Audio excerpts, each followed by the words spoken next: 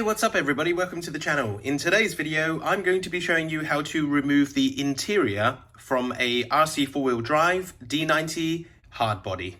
So the first step we're going to do is turn the body upside down. That will allow you to gain access to the screws that's required. And don't worry about the wires on my hard body here. It'll be slightly different to yours because I've got lights installed. Now, the first screws we need to uninstall are here, here, here, and here. Hopefully you can see that. So the tool you need for that is a hex wrench or Allen key in the correct size. I'm sorry, I don't know the name or number of the size of it. One important tip I will give you is use some very, very high-end Allen keys, because when I started removing my interior and undoing these screws, I used a very cheap and nasty one of these, and it just kept rounding off the heads of this, which wasn't very good. Also, make sure you use one that fits correctly. That means the size has to be almost precisely fitting. All of the ones I used had trouble fitting because I bought them from a hardware store for a very low price. But I will tell you that the two best ones I used for most of the work on this was two Allen keys that came with my Futaba radio. For some reason, they're for adjusting the Futaba radio, but they were very high quality. Once you have removed those 4 screws, put them to one side and label them up. What I like to do is use some sellotape and stick the screws to a piece of paper, and then I label them up correctly because I have a memory like a fish. And this cheat sheet is really going to come in handy when I put it all together. Step number 2, open the door and look at the roof. Look inside there and you should be able to see 5 areas for screws. That's 1 there, 1 there, 1 there, and 1 just there in the darkness. Aside from the 4 screws, that's 2 on each side of the outside of the roof, there is also 1 screw there. Hopefully you can see that if the camera would like to focus, next to the rear view mirror. Use a correct fitting Allen key and remove those. It's going to take some time, but go slow, being careful not to scratch up the body. Once those are removed, label them up, stick them to the cheat sheet, and then carefully turn your body upside down, or the correct way up, I should say. Next, look at the rear door and undo that screw there and that screw there. Next, undo this screw here, this screw here, this screw here, and this screw here, and that will allow the door to be uninstalled. And finally, I have to also remove these 2 screws here, take those out, stick them to the sheet, label them up. And once those last 2 screws have come out, the upper body or the upper roof and rear portion can come apart from the lower part of the hard body. So what I'm going to do now is just going to put my fingers here and wiggle, wiggle, wiggle, and that should pop off that side. I'll do the same with the other side.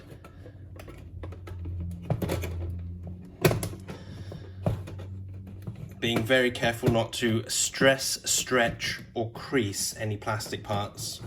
Just go slow and it will come off, I promise you. So as you can see, after a bit of wiggling, the top and back portion just pops off. Put that to one side and keep that safe. Now this is the fun part, everybody, the part you've been waiting for. And the windscreen should just come off, if I remember correctly. No? You're gonna come off? Oh, yep, there we go. Yeah, you're gonna come off. There we go.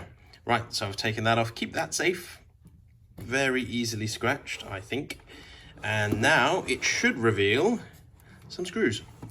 Now, if we flip this back over again, you will see 2 screws here, 1 here and 1 here. Just a quick note, the screws there use a different size Allen key. It's a slightly larger one.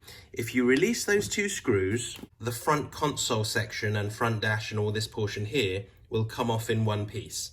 So that can be taken out very carefully and just kind of bring it out through the door there. And finally, you have the key that's holding the underside of the interior in here, right here. Look very closely there.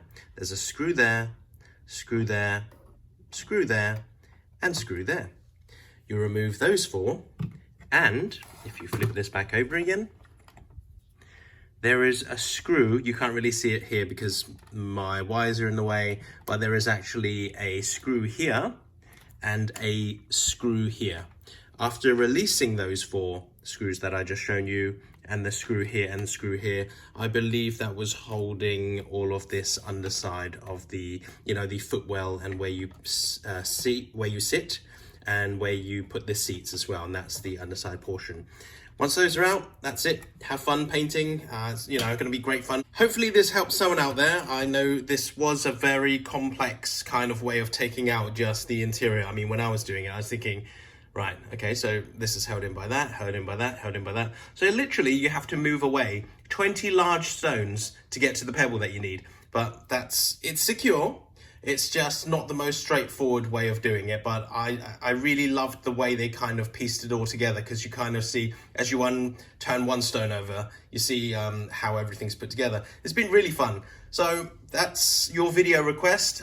You know, hopefully this shows you how to do it. If you did enjoy this video, or if it helped you, subscribe to us, turn on notifications, and give us a like. That really helps out the channel. Also lets me know what kind of videos you guys are into, and helps me build on what I'm trying to do, is just share whatever I'm doing and try and help someone along the way. But this has been really fun. Thank you very much for watching, and I'll see you next time.